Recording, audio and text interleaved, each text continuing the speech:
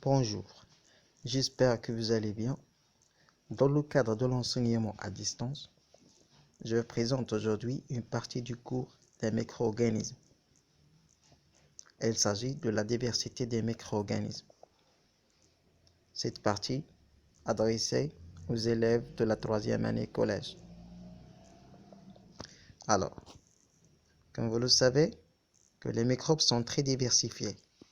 Nombreux et ils sont en permanence en contact avec notre organisme. Ils peuplent tous les milieux, l'air, le sol, les eaux. Les microbes sont invisibles à l'œil nu. Pour les observer, on utilise le microscope. Certains microbes sont inoffensifs et d'autres sont pathogènes. Ils provoquent des maladies plus ou moins graves. Alors, quels sont les principaux types de microbes? Et quelles sont les propriétés des microbes pathogènes؟ كما نعلم أن الميكروبات أو المتعديات المجهرية فهي متنوعة وكثيرة ومتعددة الأنواع. توجد دائما في تماس مع أجسامنا أو أجسام الحيوانات كذلك. الميكروبات لا ترى بالمجهر، لا ترى بالعين المجردة بل نستعمل المجهر لملاحظتها. بعض هذه المتعديات المجهرية غير ممرضة، والأخرى ممرضة، أي تسبب أمراضا متفاوتة الخطورة. إذن ما هي أنواع أصناف هذه المتعديات المجهرية وما هي خصائصها الممرضة؟ Dans cette partie, on va découvrir la diversité des microbes. Comme vous avez ici, c'est le document qui illustre la diversité des microbes. Alors, les micro-organismes sont variés et on peut les classer, ou bien les classer en deux grandes catégories selon le moyen d'observation microscopique. كما كنشوفوا في هذا الجزء هذا غادي نطرقوا التنوع ديال هذه المتعديات المجهرية.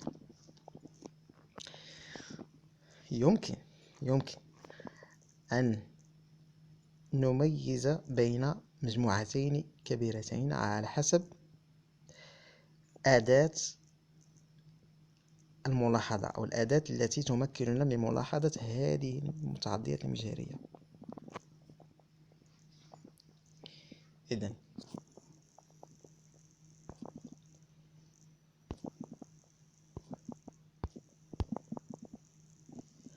la première activité, les microbes observés par le microscope optique. On peut classer ces micro-organismes en trois groupes. Premier groupe sont des protozoaires qui sont classés en trois groupes selon le moyen de locomotion. Les ciliés, comme par exemple la paramécie, les pseudopodes, comme par exemple l'amibe, flageolets, comme par exemple trypanosome. إذن كما قلت الميكروبات سنقسمها إلى مجموعتين كبيرتين، مجموعة يمكن ملاحظتها بالمجهر الضوئي، ومجموعة أخرى التي سنراها من بعد هي المجموعة التي ترى بالمجهر الإلكتروني. إذن المجموعة الأولى يمكن أن نقسمها إلى ثلاثة مجموعات. المجموعة الأولى تخص مجموعة الحيوانات الأولية، لي بروتوزوار. بروتوزوار كتعني حيوان أولي بدائي، وهاد لي بروتوزوار وهاد الحيوانات الأولية فيها ثلاثة المجموعات صغار اللي هما لي سيليي. لي سيليي هما الحيوانات الأولية اللي عندها أهداب، كما كنشوفوا هنا لا باراميسي، كما نشوفوا في لا ممبران سيتوبلازميك ديالها يكونستيتي دان نومبر سيلي، نومبر دو سيلي، يعني عندها بزاف ديال الأهداب. بالنسبة للمجموعة الثانية ديال لي بزودوبود عندها الأرجل الكاذبة كما نشوفوا هنا الحالة ديال لاميبي. الفلاجيلي عندها صوت كيتحرك به بحال الحيوان المنوي، مثلا عنده صوت يعني يمكنها من الحركة. لماذا تسمى هذه المجموعة بالحيوانات الأولية؟ بكل بساطة تسمى بالحيوانات الأولية لأنها تتميز بالخصائص ديال الحيوانات: التغذية، التنفس، والتكاثر والتحركية. نمر الآن إلى المجموعة الثانية. On passe maintenant à la deuxième groupe. Il s'agit des bactéries. Les bactéries ont classé en deux groupes selon la forme. Les coques, ce sont des bactéries en forme sphérique, et les bacilles, ce sont des bactéries en forme de bâtonnet. هنا بالنسبة لهاد المجموعة، مجموعة ديال البكتيريات فيها جوج ديال المجموعات. المجموعة ديال البكتيريات المكورة كنسميهم بالمكورات، هما لي كوك. وكاينة مجموعة ديال العصيات اللي عندها هاد لا فورم هادي. فوالا دونك عندنا لا فورم كما كنشوفوا لا فورم ديال هذه والشكل ديال هاد لي باسيل ماشي بحال ديال المكورات هي مكوره. وبالنسبه لي باسيل راه كما كنشوفوا هنايا عصيات الشكل ديالها يختلف عن المكورات.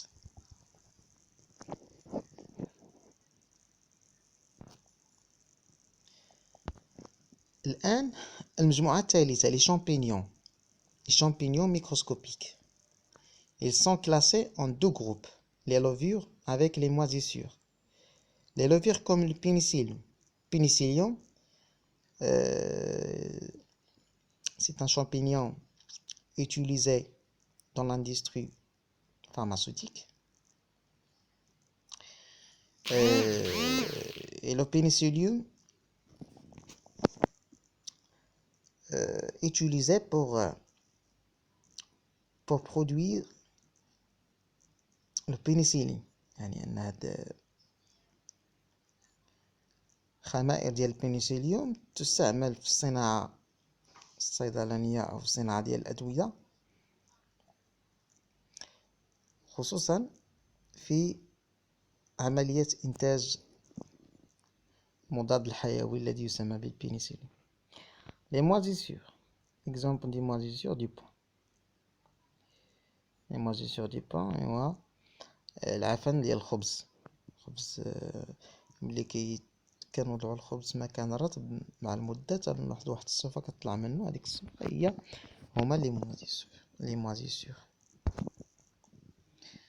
Alors la deuxième activité, on va voir le deuxième groupe, ce sont des microbes observés par le microscope électronique. Il s'agit ici des virus. Alors les virus, ils sont des parasites considérablement plus petits, exemple les virus de l'hépatite C, l'hépatite A, l'hépatite B, virus de Lyme, فيروس سيدا، كورونا فيروس اكسيتيرا. الفيروسات هي التي تشكل هذه المجموعة. لأن هذه المجموعة فيها غير الفيروسات بوحديتهم. الفيروس كنعرفوا من الخصائص ديالو أنه ينمو أو يعيش بالضرورة داخل خلية العائلة للسلولات.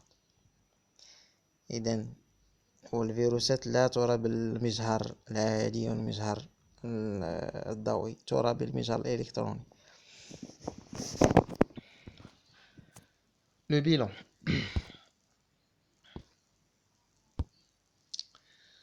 Alors, les micro-organismes, ils sont très diversifiés, comme vous avez vu dans notre cours. Et comme on peut les classer en 4 groupes. Premier groupe, il s'agit des protozoaires. Même ce groupe-là peut être classé en 3 sous-groupes. Il s'agit des pseudopodes et les flagellés et les ciliés. Et les champignons, ce groupe des champignons classé en 2 sous-groupes. Il s'agit des levures et les moisissures. Et le troisième groupe des bactéries classées de ce groupe. Il s'agit des coques et des bacilles. Et le dernier groupe, c'est les virus. Alors, voici la fin de cette partie. Et on va rencontrer, Inch'Allah,